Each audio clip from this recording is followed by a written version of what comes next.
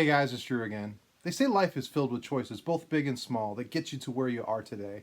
Well, I want to look at some of those decisions that were made on photographs that were picked for one of the cards of most classic sets. It was the set of the year of my birth. Today, we're going to be looking at some of the interesting photos of the cards of 1971 Topps. So let's check it out.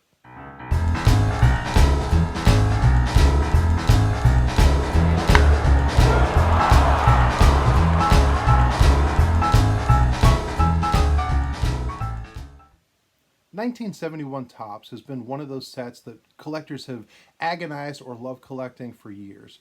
I mean, it's got those black borders that people are worried for high condition are very difficult to find. But it's also one of those years that was sort of transitional in the way the photography was. It was one of the first years that really ever used action photography. And there was different ways to take action photography. Now remember, a photographer only had kind of one chance. As something would happen, they would take a picture. They didn't have digital film. They didn't have LCD screens. They would take the picture and then wait to develop it to see like, oh, I hope that came out, and it did or it didn't. But some of the choices that were made by Topps executives to figure out, I want this photograph and not that one, makes me wonder, what were some of the ones that weren't picked? Now, as you're looking at action photography in 1971, one of the cards that comes to mind, of course, is Thurman Munson. And this is a great picture. A play at the plate, the dust is flying. It's just a great action shot. And it's a beautiful card no matter how you look at it. But this is one of the ones that people look at and say, oh man, 1971 Thurman Munson is one of those classic images. But here's another great one, another play at the plate, which is Veda Pinson. And this one also, interestingly enough, has Thurman Munson on the ground. But again, Pinson looking up at the umpire, the dust is flying. It just looks like baseball. I mean, it's just down and dirty and kind of fun. This is one of my most favorite action shots from the entire set, and this is Cookie Rojas. And photographs typically are going to be around home plate or going to be around second base because that's where a lot of the action really was. They didn't have telephoto lenses to take pictures far away out in the outfield, so they were taking a lot of infield stuff. But that's a great picture of him trying to turn a double play, and it just kind of caught him in midair. Here's one that is another play at second base, which is Tommy Agee sliding in. But what's interesting about this is you've got these other people on the card, including second baseman, Hall of Famer Joe Morgan. And so you've got a Hall of Famer hiding in plain sight. A little more famously, you've got the Bud Harrelson on second base with Nolan Ryan in the foreground, but also sliding into second is Joe Morgan. So you've got two Hall of Famers hidden on that card. Then, like I said, the pictures of people taking a swing. This is a great one of Ed Kirkpatrick, and this is kind of what they were looking for. They were looking for someone who, in mid-swing, who just looked great. If you were an Ed Kirkpatrick fan, this is a great card to have. I mean, if you were a fan of the Royals, you wanted a card like this. This is just funny. It shows the in-action game.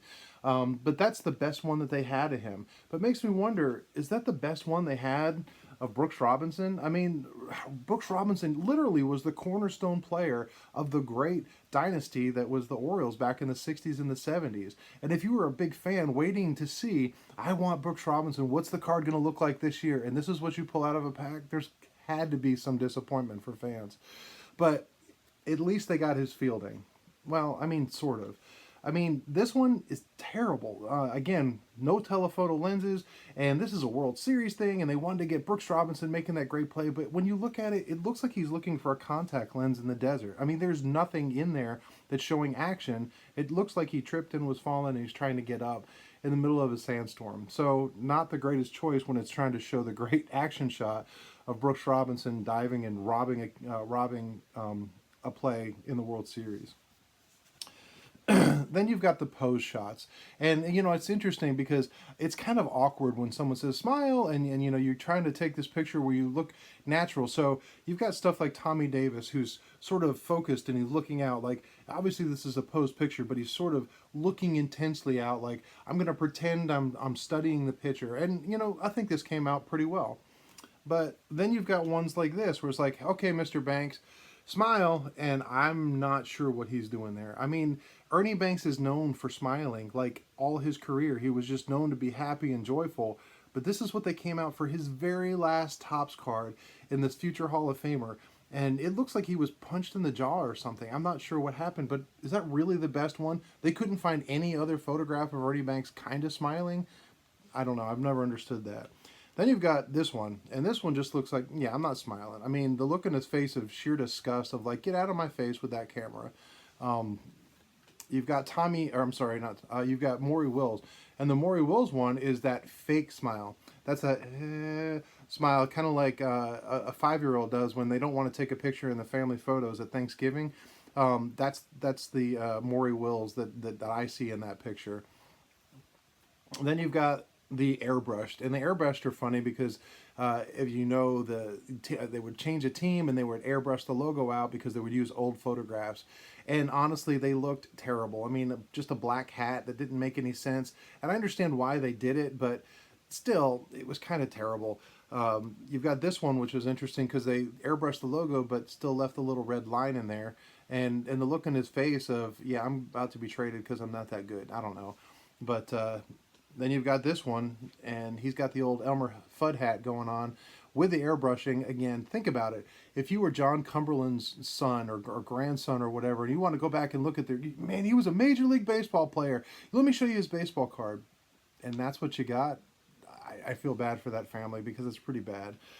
And here's an interesting one. So these two I'll show you were both from the White Sox.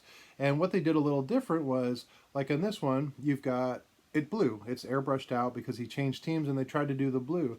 But on this one, same thing with the White Sox, but they decided to draw in very terribly the White Sox logo. And it makes me curious, which one was first? Did they say, hey, I got it, let's try to do a logo? And then this one comes up and say, yeah, remember how that logo turned out? Let's not. Or was it the other way around? Like, yeah, a blue hat doesn't make much sense. Let's try to draw on a logo, and this is the best they came up with. But kind of interesting with those White Sox players. And this has to be probably the worst airbrushing of any Topps card in any year. Now, this is Fred Gladding, and the Fred Gladding card, when you look at it, isn't too bad at first because he has still the Astro logo. He's got the Astro on his jersey, but there must have been a shadow on his face or something because I think they airbrushed his face.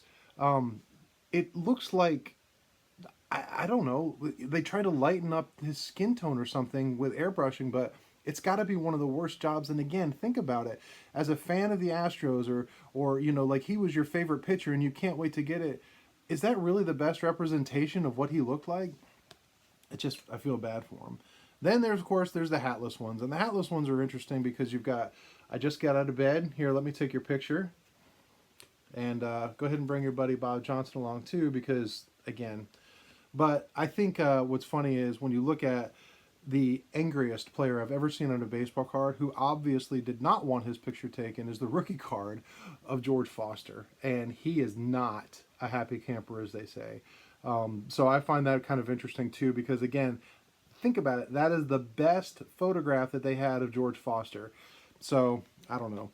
Now, this last card is, it's not airbrushed, it's not an action shot, it's not an angry face, it's just a posed picture. But what I found interesting in this one, as I close this video out, is Walt Williams of the White Sox, who is either the largest man that ever played baseball or is carrying the smallest bat that a normal player ever carried. Because he looks so Paul Bunyan-esque in this picture, I just find it amusing. So anyway, those are some cards that I looked through in the set that I found interesting. And, you know, I wonder, why did they pick those photographs? And you can do this for any year, but it is interesting to me at least. So I hope you enjoyed the journey looking back at some great cards from an amazing set. And I hope you have a great week. And until next time, you guys be good.